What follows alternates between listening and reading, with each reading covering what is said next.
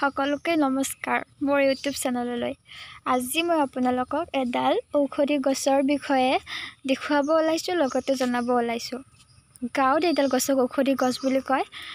এয়া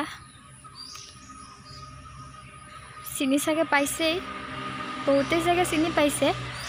এইডাল হৈছে জেতুকা গছ। এয়া জেতুকা পাত। ছোৱালীবোৰেতো চাগে চিনি পাইছেই, বিশেষকৈ গাঁৱলীয়া ছোৱালীবোৰে, কাৰণ গাঁৱত এইটো খুব ব্যৱহাৰ হয়। গাঁৱৰ ছোৱালীবোৰে খুব ব্যৱহাৰ কৰে এই পাতটো। বিহুৰ সময়তো আমি ব্যৱহাৰ কৰোঁ। বিহুত আমি জেতুকা লগাওঁ হাতত, খুব ধুনীয়া কালাৰ হয়। পতাত পিচোঁ বা মিক্সিত পিচি আমি সকলোৱে হাতত লগাওঁ বিহুৰ সময়ত, ভাল লাগে। আৰু ছেকেণ্ড কথা হ'ল, এই পাতটো আমি চুলিত লগাওঁ, চুলিত ব্যৱহাৰ কৰোঁ। চুলিৰ কাৰণে ভাল হয়, চুলিৰ গুৰি ষ্ট্ৰং হয়। পতাত পিচিব, পতাত পিচি যদি এল'ভেৰা আছে এল'ভেৰাৰ জেলটো মিক্স কৰিব। মিক্স কৰি পতা হওক বা মিক্সি হওক, য'তে সুবিধা হয় আপোনালোকৰ এইটো পিচি ল'ব। পিচি লৈ যদি সম্ভৱ হয় আপোনালোকৰ এল'ভেৰা আছে, এল'ভেৰাৰ লগত মিক্স কৰি আপোনালোকৰ চুলিত লগাব। চুলিৰ যদি সমস্যা আছে, যেনে ধৰা চুলি সৰা, চুলিটো বাৰু সৰেই, এইটো সমস্যা বুলি ক'ব নোৱাৰি, কিন্তু কিছুমানৰ বেছিকৈ সৰে, তেওঁলোকক কৈছোঁ। আৰু চুলি পকে আজিকালি বহুতৰে। চুলি পকাটো আজিকালি প্ৰায়ে মানে হৈছে, চুলি পকে বহুতৰে পকে, মোৰো পকিছিলে ইনফেক্ট, কিন্তু এতিয়া নাই, এতিয়া কমি গৈছে। কাৰণ মই জেতুকা পাত ব্যৱহাৰ কৰিছিলোঁ, প্ৰায়ে ব্যৱহাৰ কৰিছিলোঁ। কেতিয়াবা সপ্তাহতো লগাওঁ, কেতিয়াবা মাহতো লগাওঁ।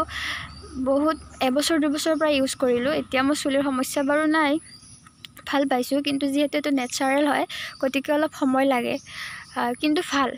আপোনালোকক 100% এইটো কাম দিব।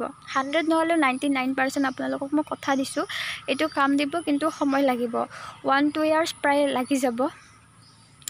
আৰু যত্ন লাগিব দিয়কচোন, আপোনালোকে এদিনতে ভাল কৰিব নোৱাৰিব, আপোনালোকক যত্ন লাগিব। পতাত পিচিব, চুলিত লগাব। 1 ঘণ্টা এদি নহ'ব, 2-3 ঘণ্টা আপোনালোকে চুলিত লগাই থ'ব। তাৰপিছত ভালদৰে ধুই দিব। প্ৰথম দিনা চেম্পু নিদিব, তাৰে নেক্সট দিনা চেম্পু কৰি ধুই দিব।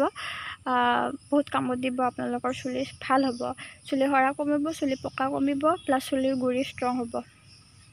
সেইবাবে এই গছডালক গাঁৱত বিশেষকৈ ঔষধি গছ বুলি কয়। আৰু আপোনালোকে আৰু বহুতৰে ঘৰত এই গছডাল নহ'ব পাৰে, হয়তো টাউনততো প্ৰায় নাথাকেই, আৰু গাঁৱতো বহুতৰে নাথাকিব পাৰে। কিন্তু আপোনালোক য'তেই যায়, যদি ক'ৰবাত দেখে এই গছডাল, এটা আপোনালোকে ঠানি ক'ৰবাৰ পৰা আনি ৰুই থৈ দিব। কিন্তু ঠানিডাল যত্নও লাগিব দিয়কচোন আপোনালোকৰ। তাৰপিছত আৰু অলপ সময়ো লাগিব, ডাঙৰ হোৱাত অলপ সময় লাগিব, কিন্তু আপোনালোকে এইটো কৰিব পাৰে। ক'ৰবাত দেখিলে ঠানিটো আনি ৰুই থৈ দিব, আপোনালোকৰ ঘৰত হ'ব, আৰু আপোনালোকৰ ক'তো যাবও নালাগে। আপোনালোকে ঘৰতে নিজৰ চুলিৰ কাৰণে ঔষধ পাই যাব। আজিলৈ ইমানেই, এইখিনি আপোনালোকক দেখুৱাম বুলি ভাবিছিলোঁ। যদি ভাল লাগিল, লাইক কৰিব, কমেণ্ট কৰিব আৰু ছাবস্ক্ৰাইব কৰিব। ধন্যবাদ।